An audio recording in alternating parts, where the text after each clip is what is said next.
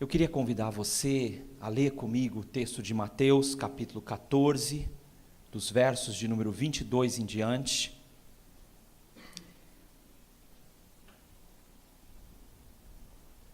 Vamos juntos? A versão que está escolhida dessa vez para nós é a Revista Atualizada. Logo a seguir, vamos juntos? Logo a seguir, compeliu Jesus os discípulos a embarcar e passar adiante dele para o outro lado, enquanto ele despedia as multidões. E despedidas as multidões, subiu ao monte a fim de orar sozinho. E em caindo a tarde, lá estava ele só. Entretanto, o barco já estava longe, a muitos estádios da terra, açoitado pelas ondas, porque o vento era contrário. Na quarta vigília da noite, foi Jesus ter com eles, andando por sobre o mar. E os discípulos, ao verem-no andando, ficaram aterrados e exclamaram: é um fantasma! E tomados de medo, gritaram. Mas Jesus imediatamente lhes disse: tende bom ânimo, sou eu, não temais. Respondendo-lhe Pedro, disse: se és tu, Senhor, manda-me ir ter contigo por sobre as águas. E ele disse: vem. E Pedro, descendo do barco, andou por sobre as águas e foi ter com Jesus. Reparando, porém, na força do vento, teve medo e, começando a submergir, gritou: salva-me, Senhor! E prontamente Jesus, estendendo a mão, tomou-o e lhe disse: homem de pequena fé, por que duvidaste? Subindo ambos para o barco, cessou o vento. E os que estavam no barco o adoraram, dizendo: verdadeiramente és filho de Deus. Essa passagem, assim como o poema que nós falamos, que termina numa travessia, ela nos revela uma travessia que Jesus planejou que seus discípulos fizessem. Uma travessia não é uma coisa simples.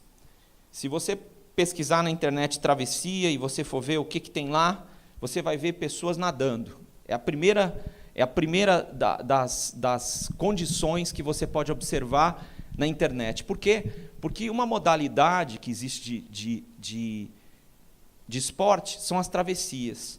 As travessias, das quais a mais famosa é a travessia da Inglaterra para a França. Tá? É uma travessia de 33 quilômetros com uma temperatura na água de 13 graus. Isso no verão, que é quando eles validam essa travessia. Começou com um marinheiro que saiu nadando e atravessou, mais louco do que todos, sem barco, sem nada. Começou na Inglaterra e terminou na França. Travessia sempre é um desafio, e travessia na vida com Deus é o desafio que Deus faz para nós. É sairmos de uma terra, sairmos de um lugar, irmos para outro, para o qual nós não temos condição, preparo, nenhum elo de ligação. Nós precisamos de Deus. A travessia é um desafio. E a primeira coisa que eu quero te dizer é que Jesus, nesse texto bíblico, ele ordenou aos seus discípulos que atravessassem. O termo que está sendo usado aqui é anankazo, que quer dizer que Jesus ordena com autoridade, ele não deixa nenhum questionamento. Os discípulos podiam estar perguntando: como é que Jesus vai atravessar se a gente for com o barco? Só que o que a gente não percebe num primeiro momento é que acabou de acontecer um dos maiores milagres há alguns momentos. Jesus pegou um lanchinho e deu para mais de 5.000 homens. E os discípulos não estão entendendo o que está acontecendo. A Bíblia fala no Evangelho de João que eles não entendem o que está acontecendo. E eu acho normal que isso aconteça, porque eu e você também não entenderíamos. Se eu e você tivéssemos passado por essa situação, a gente ficaria dizendo: o que aconteceu? A gente sabe que Jesus é o profeta, a gente sabe que Jesus é capaz de fazer qualquer coisa, mas isso que está acontecendo, o que significa? Pegou 5 pães, 2 peixinhos, e mais de 5.000 pessoas comeram. Homens. O que isso quer dizer? Eles ainda estão nesse drama, nesse questionamento, e aí Jesus diz, vocês vão atravessar. Toda vez que a gente começa uma travessia, hoje nós temos vários sistemas de meteorologia, para definir que nós não vamos passar por percalços. Mas mesmo nós temos um conhecimento sobre o clima, sobre o tempo, isso não quer dizer que as pessoas não vão passar por percalços ainda. Não vão dizer que grandes ondas não se formam contra transatlânticos em alto mar. Não há. Uma travessia, ela não pode ser determinada para nós. Nós sabemos que vamos ter que enfrentar o mar. E nós sabemos que o mar tem seus mistérios, que nós não conhecemos. E quando Jesus nos chama dizendo, olha, eu tenho uma missão para você, você talvez ache que tudo está no seu controle, porque você é um pescador, porque você é um homem do mar, e porque, de verdade, apesar do Mar da Galileia ter 166 quilômetros quadrados e ser um lago, tendo como afluente o Rio Jordão, ainda que isso aconteça, e ainda que ele possa ter ondas de até 10 metros formadas com as tempestades, você acredita que uma vez que o mestre mandou, você vai atravessar, porque você já fez essa travessia centenas de vezes, milhares de vezes. Você imagina que tudo está sob seu controle, e nós esperamos, somado com o que nós sabemos. E às vezes na nossa vida humana, nosso relacionamento com Deus, a gente quer fazer da mesma forma. A gente tem expectativas somadas ao que nós sabemos. Mas existe um abismo entre o mundo espiritual, onde Deus reina, e o mundo terreno, onde nós estamos. E a Bíblia diz que os discípulos não tinham entendido o milagre. E eu queria te dizer que muitos de nós não entendemos o milagre ainda. Porque toda vez que um milagre acontece, a gente fica perplexo com ele, a gente quer achar uma explicação. E os discípulos não conseguiram achar essa explicação. Eles estavam perplexos. E eles imediatamente entram num barco e vão passar horas e mais horas. Tá? São 4 vigílias, cada uma composta de 3 horas para formar 12 horas. Então, Jesus os encontra entre as 3 da manhã e as 6. Quando ele despediu a multidão, provavelmente, eram 6 da tarde, quando começa a escurecer. Despediu a multidão para eles irem embora. Perto disso. E eles, pelo menos, estão tentando atravessar 13, 15 quilômetros. Quem sabe mais, dependendo da região onde eles fossem. Eles estão tentando atravessar 9 horas. E eles não estão conseguindo. A Bíblia diz que o vento é contrário. A Bíblia diz que eles não dão conta de fazer isso. Nossa fé, muitas vezes, não experimenta a travessia. Nós só participamos do milagre. E quando a gente tem que atravessar, a gente não entende o que aconteceu com o milagre, e nem porque o milagre acabou de acontecer, e agora eu estou num barco e o milagre sumiu. O que está acontecendo comigo? Não entendemos o segredo da navegação espiritual. Não sabemos como é que nós vamos nos dar. E se agora? Nós gostamos muito de nos escorar nos nossos conhecimentos e de que tem mais gente no barco, que navega há bastante tempo. Mas se agora fosse só você e Deus? E se não houvesse mais ninguém para amparar você? Há muita gente no mundo hoje que está vivendo assim. Eles estão à procura de um cristão, eles se converteram. Deus está fazendo milagres nesse mundo. Lugares em que vocês já ouviram falar dos fundamentalismos islâmicos e outras tantas coisas, entre budistas, entre regimes autoritários, como a Coreia do Norte. Tem pessoas crendo no Senhor Jesus e eles estão à procura de conhecer algum cristão. Isso está acontecendo na China, especialmente. E eles estão simplesmente apegados ao pouco que eles ouviram falar de Deus, porque ainda a Bíblia não tem acesso no mundo todo. E essas pessoas, então, elas estão à procura de um cristão, mas elas estão sós. E se você estivesse sozinho agora? E se a travessia fosse um chamado de Deus para você e você precisa cumprir as ordens de Jesus?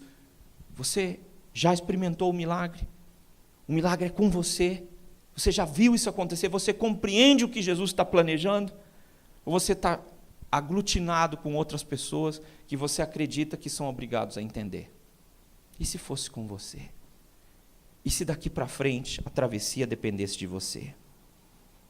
Segunda coisa que eu quero te dizer nessa noite é que toda travessia, ela se inicia quando a terra termina. Não existe travessia se houver terra. E essa travessia se inicia de uma forma muito interessante. Olha o que o versículo de número 23 nos diz. Despedidas as multidões, subiu ao monte, a fim de orar sozinho. E caindo a tarde, estava ele só. A Bíblia agora resolve colocar diante de nós dois protagonistas. Um é Jesus, que sobe do alto de uma montanha. Ele sobe e de lá ele consegue ver os discípulos e o esforço dos discípulos. Isso nos dá uma clareza de quanto tempo Jesus ficou orando lá. No mínimo 9 horas. Tá? No mínimo 9 horas. Jesus está ali e a Bíblia diz que ele está só. A Bíblia diz que ele está só e algumas coisas são muito interessantes. Eu queria te falar nessa noite que Deus opera na região do silêncio. E eu queria te explicar por quê. E eu queria dizer que nós, homens pós-modernos, homens e mulheres, não gostamos do silêncio. Nós achamos que o silêncio é a ausência de conteúdo, a ausência de sentido, né? E a gente sabe que na música, sem o silêncio, sem a pausa, a gente só teria o ruído. Então o silêncio tem um sentido muito importante. A gente não entende, ou os discípulos não entendiam, por que Jesus passava tantas horas orando. E eles viam que Jesus tinha prazer na oração, por isso pediram, Jesus nos ensina a orar. Mas uma primeira coisa que a gente tem que aprender é o verbo apolio, que diz o seguinte, que Jesus dispensou ou dispersou as multidões. É difícil dispensar e dispersar as multidões, porque nós gostamos de multidões. Se você estiver na frente de uma multidão, depois de um grande milagre, uma selfiezinha, faz bem, é legal. E imagine como a multidão fica animada quando come pão com recheio. Quando está com fome, até pão sem recheio é muito gostoso. Mas pão com recheio de peixinho, provavelmente cozido. Uau! Esse Jesus é incrível. Esse Jesus é o Messias. E se ele continuar pondo comida na nossa mesa, nós vamos dizer que ele é o profeta. E qualquer coisa que assim o valha. Como é difícil calar as multidões. Às vezes nós estamos ouvindo as multidões falarem conosco e dizerem para nós o que é ser bem-sucedido. Estamos ouvindo muitas vozes falam conosco. Temos pessoas aqui que não nasceram em São Paulo. Eu quero dizer uma coisa muito paulistana. Para o lugar ser bom para nós, tem que ter multidão. Eu fico impressionado como um paulistano consegue chegar num restaurante e ficar horas esperando. Eu não sou muito paulistano nisso, eu não aguento muitas horas, né? Eu acho que, nem que a comida fosse de graça, mas eu vejo pessoas que têm um prazer de ficar ali, conversando com os amigos horas. E como se define um restaurante para nós paulistanos? Tem gente, deve ser bom. Nós gostamos de multidão. Aliás, é impossível viver em São Paulo e não gostar de multidão. Mas como é difícil calar as multidões e escolher a voz de Deus. E a voz de Deus, para ela falar comigo, é preciso que não haja outra voz. É preciso que eu não confunda, na polifonia das vozes, outra voz. Nós não queremos despedir as multidões. Nós não estamos preparados, muitas vezes, para que o fim da terra termine com as multidões e que a gente seja lançado onde a terra acabou. Queria ler para você, escute. Ouve, ó Deus, a minha súplica, atende a minha oração, pois do fim da terra eu clamo a Ti, no abatimento do meu coração. Leva-me para a rocha que é alta demais para mim, pois Tu me tens sido refúgio e torre forte contra o inimigo. Salmo 61, nos versículos de número 1 a 3. Queria mostrar para vocês como fica, às vezes, quando a gente termina a terra e a gente tem que embarcar, né? Eu escolhi o extremo sul do nosso continente para você ver um pouquinho disso.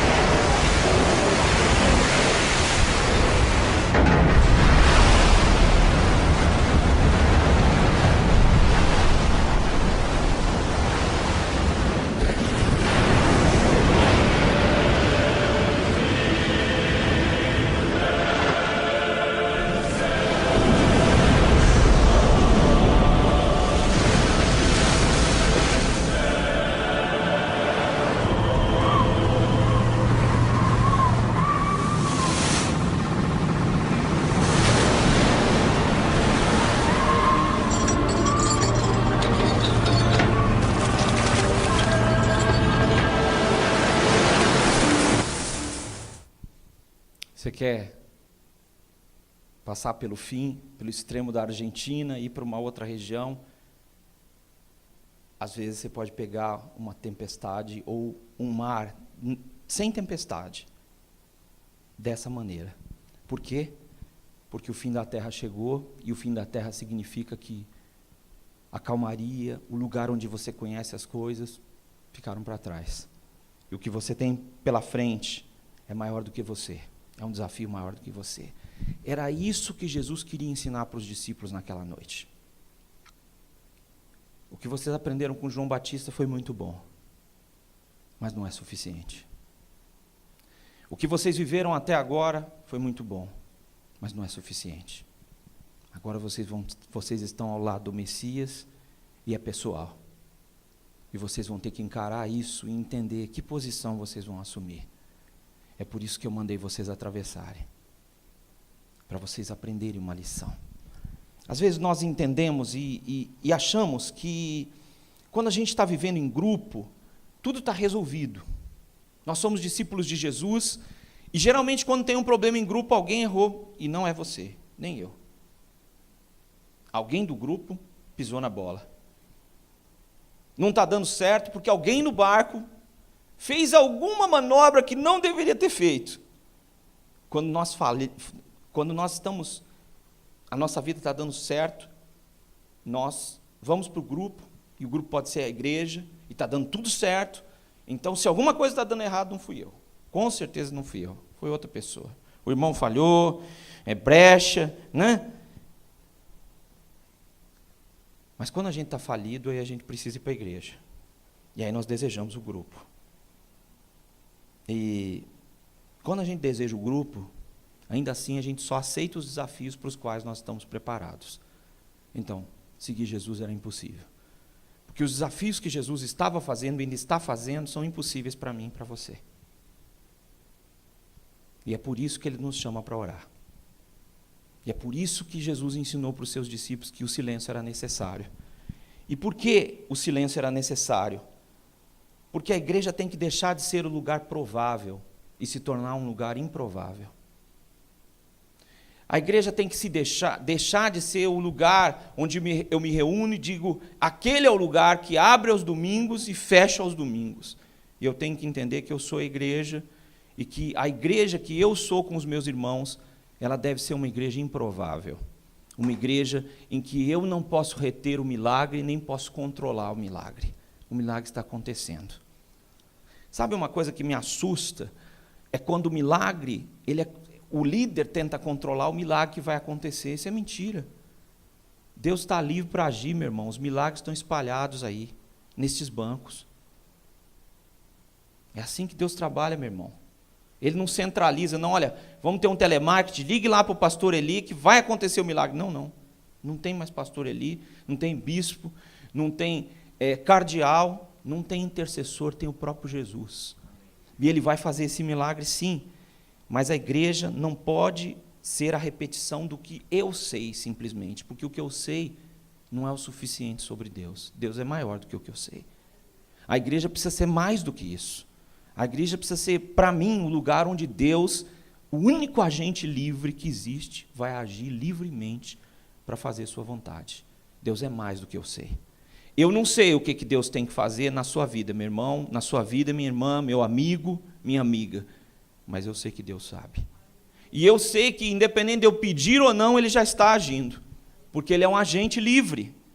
A igreja é o lugar onde nós reconhecemos que Deus é, que Deus pode e que Deus deseja e Ele fará o que Ele deseja. Essa é a igreja que Deus quer que você faça parte. Não é só a redenção, mas é a igreja de Jesus. E ela é de Jesus por isso, porque Ele domina e Ele sabe o que está fazendo. Terceira coisa que eu quero te dizer é que Jesus procura o Pai no silêncio. Nós vimos isso no verso anterior, e eu queria dizer que só um milagre pode levar você para o silêncio. Por quê? Porque não existe mais silêncio. Nós temos celular. E o celular, ele não vai fazer silêncio. Mas o celular não manda em mim, será? O celular, o smartphone, a internet, colocou você em contato com o mundo inteiro, com tudo o que está acontecendo, e colocou seu chefe em contato com você. E se ele for um cara esperto, ele vai saber tudo o que está acontecendo também, com você. Que hora você levanta, como você funciona, tudo. E nós estamos debaixo de um tempo em que o silêncio não existe. É preciso que haja um milagre para que eu realmente entenda que eu preciso ficar em silêncio. E eu vou te explicar por quê, agora, nesse momento, daqui a pouquinho. Mas o vento não silenciou, viu, meus irmãos? Jesus orou durante umas 9 horas com o vento, provavelmente, batendo num ouvido ou no outro. O mar e as ondas, o mar da Galileia, levantando água e chegando provavelmente até perto de onde ele estava. Jesus passou uma noite em que talvez a temperatura não tenha sido alta, provavelmente uma temperatura baixa. E Jesus sabia claramente o que os discípulos estavam enfrentando. Ele sabia. Só que apesar dele saber, ele resolveu orar. Como assim? Quando você está em oração, meu irmão, o poder de Deus, a graça de Deus, a manifestação da presença de Deus, que é o poder maior que existe, está sendo liberado. Não há nada que você possa fazer mais poderosamente do que isso. Um dia entrou uma moça e pediu uma oração aflita por mim. Estava na minha casa, acompanhado, e ela tinha um problema grave. E eu fiz uma oração dizendo que eu cria que Deus estaria com ela. Mas ela podia enfrentar violência doméstica. E eu disse para aquela moça, movido por Deus, dizendo, volte para sua casa. O que aconteceu? Todo esse entorno dos acontecimentos, que não era só a violência doméstica, mas coisas erradas que ela tinha feito, Deus pode trabalhar na sua vida. Fugir da sua casa não vai ser a solução. Quando aquela moça saiu da minha casa, meu coração estava completamente tranquilo para pensar em qualquer outro assunto. Mas a pessoa que estava do meu lado disse, você é louco? Você vai mandar aquela moça para a casa dela? E eu disse, é como ela disse, é a casa dela. E a segunda coisa, eu não vou mandá-la sozinho. eu creio que Deus já interviu. Sabe, nós precisamos entender que o vento não quer se calar, a necessidade não vai ficar quieta. Ela vai continuar dizendo, olha, os discípulos estão lá no meio do mar. Nosso coração vai continuar se apertando com a angústia das coisas do dia a dia que nós temos que resolver. E nós esquecemos do silêncio. E não entendemos que é preciso parar para ouvir. E que o Espírito Santo quer falar com você. E quando você ora no silêncio, o Espírito Santo quer falar coisas profundas ao seu coração. Hoje foi um dia do Espírito Santo falar muitas coisas profundas ao meu coração. Elas estão ecoando. O Espírito Santo resolveu juntar muitas histórias e me contá-las hoje. Mas Ele não faz exclusivamente isso comigo, Ele faz com todos, através da nossa consciência, através das nossas próprias histórias. O tempo do silêncio e o tempo de oração com o Pai é o tempo em que Deus reservou para você ter uma conversa com o Espírito Santo. E o Espírito Santo quer falar muitas coisas com você. Coisas que talvez você não seja capaz de ouvir, porque você se tornou um cristão especialista em ativismo. Você quer oferecer muitas coisas que Deus não precisa. A religião nossa, ela faz isso. Senhor, eu vou fazer, eu vou entregar. E Deus diz, mas eu não estou precisando nada disso. O que você pode fazer? Olha, fique aqui aos meus pés. Eu quero falar com você. Eu quero dizer coisas para você que você esqueceu. Você esqueceu quem comanda. Você esqueceu quem reina. Você esqueceu quem triunfa. Esqueceu que você precisa de um tempo para me adorar. Eu sou rei, Senhor do universo. Você precisa aprender palavras que vêm do silêncio. Porque o silêncio não produz nada, mas o meu espírito dentro de você produz palavras que alegram o meu coração. E é preciso que você diga essas palavras que você esqueceu. É tempo de deixar as amarras, e é hora de dizer o que o Pai está esperando que você diga. Quando a gente tem filho pequeno, eles sabem o amor que os pais têm. Então eles sabem aquela palavra que vai amolecer o coração da mamãe. Ela sabe o que fazer com o papai, o gestinho que vai fazer o coração do papai fazer tudo o que ele quiser. Quem tem filho pequeno pode ter certeza que eles vão crescer e vão ficar especialistas em fazer isso por você. Isso vai durar o resto da vida. O papai, nosso papai do céu, ele não aceita ser chantageado como nós humanos aceitamos. Mas ele espera que você diga coisas para ele que ficaram esquecidas no meio da multidão. Deus quer chamar você pelo seu nome. E Ele que chama você pelo seu nome quer que você o chame também de papai, seu pastor, pessoal.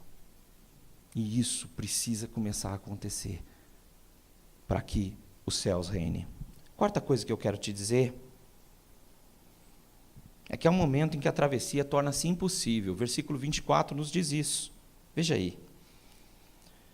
Entretanto, o barco já estava longe, muitos estádios. Não importa eu dizer para você quanto é a medida de um estádio, significa que tem muitos e não se sabe quanto, nem onde está, mas significa que depois de 9 horas eles estão longe.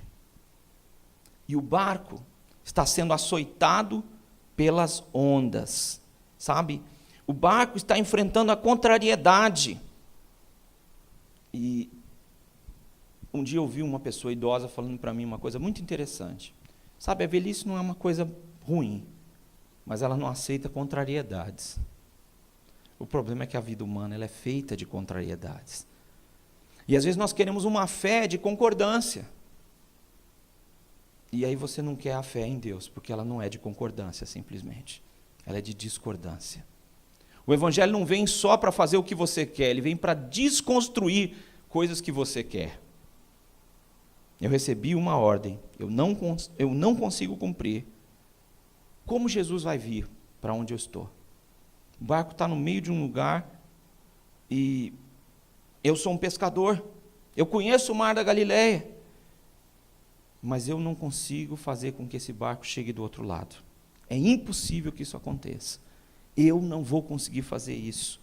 Eu não consigo cumprir a sua vontade. E agora eu estou preocupado com a minha sobrevivência e se esse barco não vai afundar. Você acredita que Deus preparou as circunstâncias exatas para você entender que você não pode? Você entende que se você fizer tudo o que você consegue, sabe e pode, você vai se tornar o Senhor da sua vida?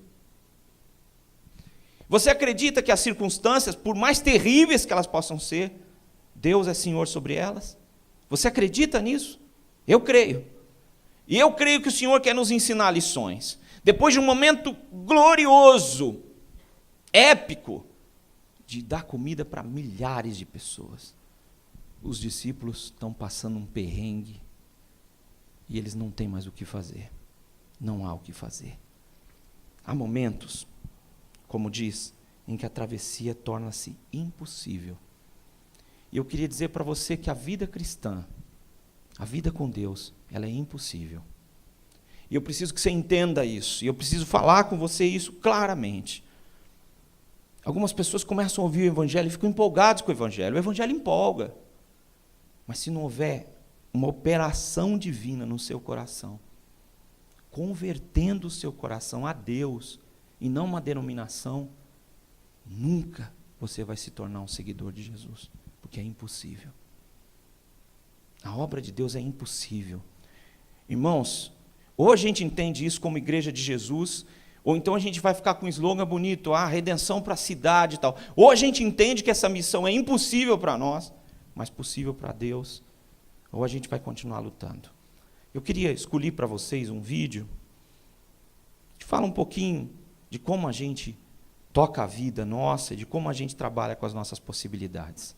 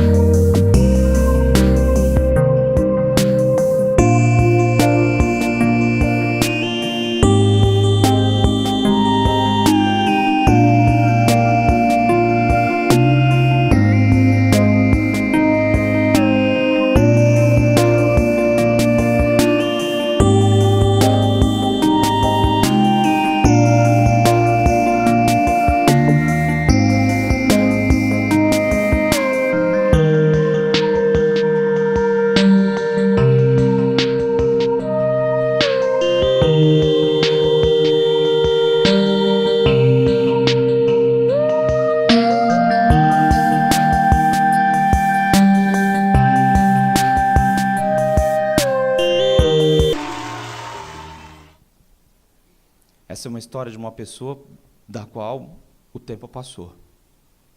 Ninguém começa uma carreira aos 47, pelo menos todos estão olhando para isso e ela é a cantora menos provável. Se os jurados sabem ou não sabem, a gente observa que a plateia não acredita que isso pode acontecer. Mas tanto faz, porque o que Deus planejou para você vai acontecer se você não atrapalhar. Como assim? Se você se colocar lá ao lado de Deus, para que Ele faça o que Ele planejou. Deus tem um plano. E Ele não vai desistir desse plano por causa dos percalços. Eu e você precisamos entender isso. Mesmo que você esteja marcado, mesmo que nas suas histórias as coisas não deram certo como você esperava, mesmo que você imagine que você está sozinho no barco e que depois de tentar 9 horas você não vai chegar do outro lado. Mas aí as coisas começam a se tornar ainda mais inusitadas numa relação com Deus, quando eu começo a entender que a minha relação com Deus é uma travessia e que eu preciso iniciar essa travessia. A quinta coisa que eu quero te dizer nessa noite é que o sobrenatural é o próprio Jesus. O sobrenatural não é o que Jesus é capaz de fazer, mas é o próprio Jesus. Jesus é o milagre. Olha o versículo 25 que ele nos diz. Na quarta vigília da noite, Jesus foi ter com eles andando por sobre o mar. Eles já tinham passado o milagre da multiplicação e não tinham entendido nada.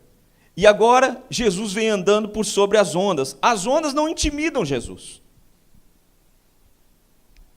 Ele está quebrando todas as leis da física possíveis. O medo que atinge a mim, você e os homens do barco não intimidam a Jesus. Nem um pouco. O que ocupa a sua mente, não preocupa a Deus. Deus ignora a contrariedade. Olha, nós vamos acabar com esses crentes aqui. Ele fala, é mesmo? Vocês vão acabar com os crentes? É. Deus ignora a contrariedade. Nada pode contra ele. E aí, o texto nos diz que eles gritam. Sabe? Nos diz que eles gritam. É um fantasma. Tá? A gente encontra isso no verso 26. Ficaram tomados de medo. Tomados de medo. É literalmente isso. Eles foram tomados por um medo profundo, porque havia uma lenda para os pescadores, que assim que o camarada vê uma alma penada, à noite, perto do barco, imediatamente o barco vira submarino. E aquela alma penada veio para levar todo mundo embora. Eles podiam ser seguidores de Jesus, mas eles eram pescadores e eles sabiam da lenda. E a hora que viram alguém com uma roupa parecendo com o branco, né? E parecendo com o branco, porque na antiguidade a pessoa tingia, as roupas eram muito caras, né?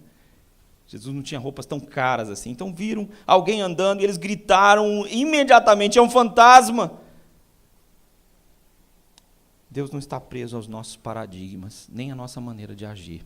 Ele não está precisando esperar o próximo barco, mais moderno, com motor, para agir.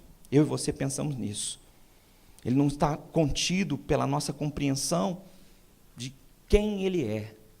Ele não vai se contradizer. Ele vai fazer o plano dele como Ele planejou. E Ele está acima de tudo, inclusive do mar da Galileia. Ele vai fazer o que Ele precisa fazer. E há uma diferença. Você pode crer nisso, ou você pode se juntar a uma legião de pessoas que são admiradoras de Deus, já deram seu like para as coisas que Deus fez, mas não são seguidores de verdade do Senhor Jesus. E eu e você somos desafiados a entender que o milagre é Jesus. E quando Jesus chega, os paradigmas mudam, sabe? Por exemplo, se você veio de uma comunidade e você quer que esse novo lugar que você está chegando agora seja aquela comunidade, você está totalmente errado. Deus não trabalha assim, a igreja é um corpo vivo. E Ele vai fazer o que Ele planejou. E o que eu e você podemos fazer é nos colocar ao lado dEle. E impedir que que nós sejamos instrumentos para atrapalhar. Mas no momento que você entende que a travessia começou, há uma última coisa que eu quero te dizer nessa noite. É que se inicia uma vida de fé. A gente fica impressionado com a realidade de Deus. Isso é bom. A gente passa a fazer parte de uma igreja abençoada. Nós vimos milagres já acontecer. Deus usa homens com autoridade divina. Mas eu e você ainda estamos com medo, como nós vimos no versículo 26. Nós acreditamos que tem homens de Deus no nosso meio, mulheres de Deus, mas eu e você estamos possuídos pelo medo. Nós não queremos ser os protagonistas da nossa própria história. Quando acontece uma coisa maravilhosa, a gente diz, que pena que o fulano não estava aqui para falar no meu lugar. Que pena que não tinha um cara mais paciente do que eu para dizer a palavra que precisava ser dita nesse momento. Quantas vezes nós estamos apavorados, achando que o barco vai afundar. Mas a pergunta dessa noite é: você já teve um encontro com Deus? Você já entendeu que Deus quer continuar, que o Deus que te chamou está vivo, e que Ele quer continuar fazendo a obra que Ele começou na sua vida? Sabe? Jesus diz para eles, literalmente, a palavra Tarsel, do verso 27, diz: tenham coragem. Traduzido por tenham um ânimo bom, sou eu. Ele diz: tenham coragem, sou eu, sou eu. Deixem de ter medo, sou eu. Não vai afundar. Sua vida é de Deus, não vai afundar. Deus tem você como alguém especial. E ainda que seus planos esse ano aí estão meio, sabe aquele plano meio vagabundo mesmo, meio ruim, as coisas não estão indo do jeito que você imagina, mas você tem que entender que Jesus veio para se encontrar com você. Isso é suficiente.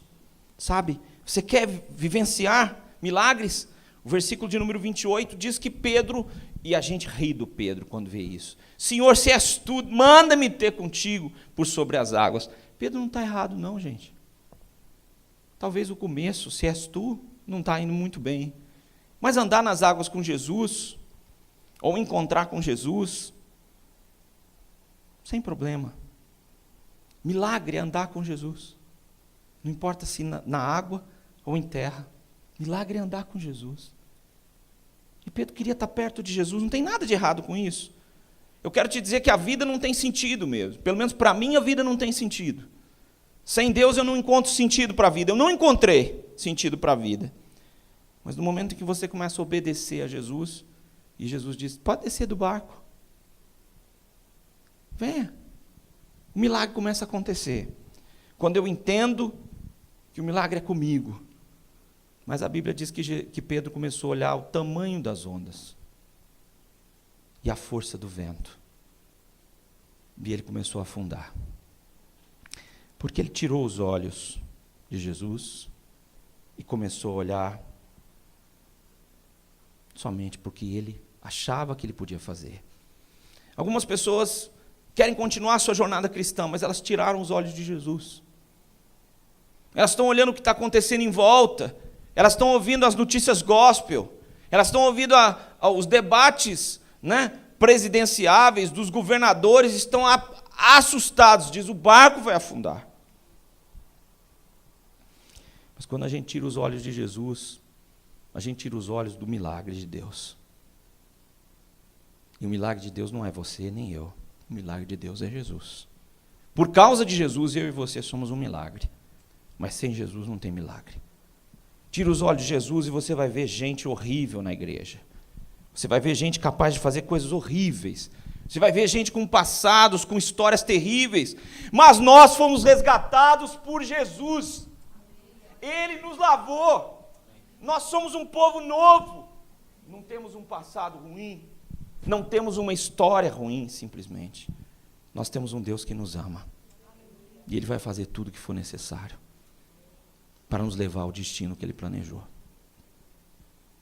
Essa semana eu tive uma reunião de treinamento com alguns irmãos que eu venho tendo sobre maturidade.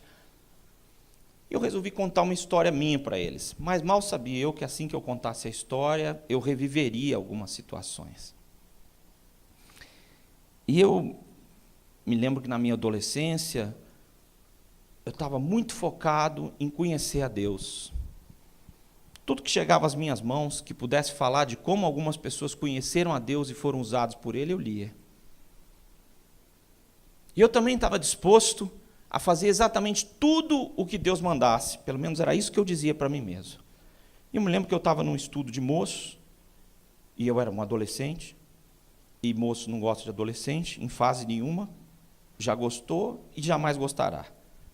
E eu estava lá no estudo, e tinha um pastor pregando, e o pastor falou o seguinte: olha, as escolas públicas estão abertas para a pregação do Evangelho, quem irá? Eu era bem adolescente, levantei a mão e disse: eu irei.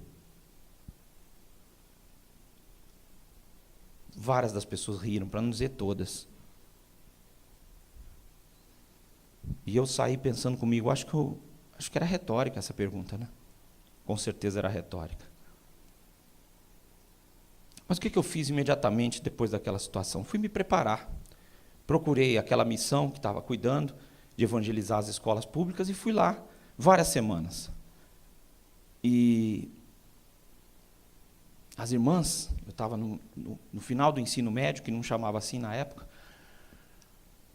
e as irmãs a missão que cuidava desse trabalho, só tinha lugares lá muito longe da minha casa. E eu perguntei para a líder da região onde eu estava, dizendo, eu posso falar de vocês numa escola lá perto? Ela falou, pode. E aí eu fui numa escola mais boca quente que tinha, afastado da minha casa, alguns quilômetros, um bairro bem pesado.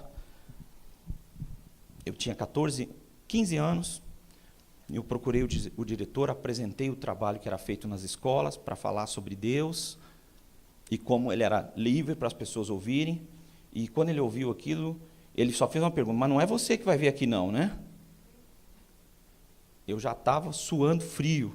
Quando ele perguntou isso, eu falei, não, tem gente gabaritada lá. Ele disse, eu quero. Você tem alguém, tem um adulto para vir aqui conversar sobre isso? Eu falei, não, eu vou trazer a pessoa lá. E a pessoa veio. E eu cheguei para ela assim, com a cabeça baixa, falei, o diretor falou que pode entrar lá na escola. Ela viu que eu estava meio tímida, ela falou assim, olha, ele vai descobrir que você é um adolescente diferente. Que adolescente não é firme como você é. Adolescente gosta de elogio, né? Fiquei, uau, eu sou firme, né? Meus irmãos, não importa essa história, eu só sei que passadas algumas semanas, durante um período de mais de um ano, eu lecionava para 450 alunos. Todas as semanas. E eu me lembro daquele babaca levantando a mão, dizendo, eu irei. E ele continua falando comigo. Será que eu sou capaz de fazer isso ainda? Será que eu estou pronto para viver experiências com Deus? Ou eu rio de Pedro, que tem coragem de andar sobre as águas? Eu rio dos irmãos que estão enfrentando uma vida pela fé, porque eu estou enfrentando uma vida baseada nos meus recursos, no que eu acho que eu posso sustentar a minha vida.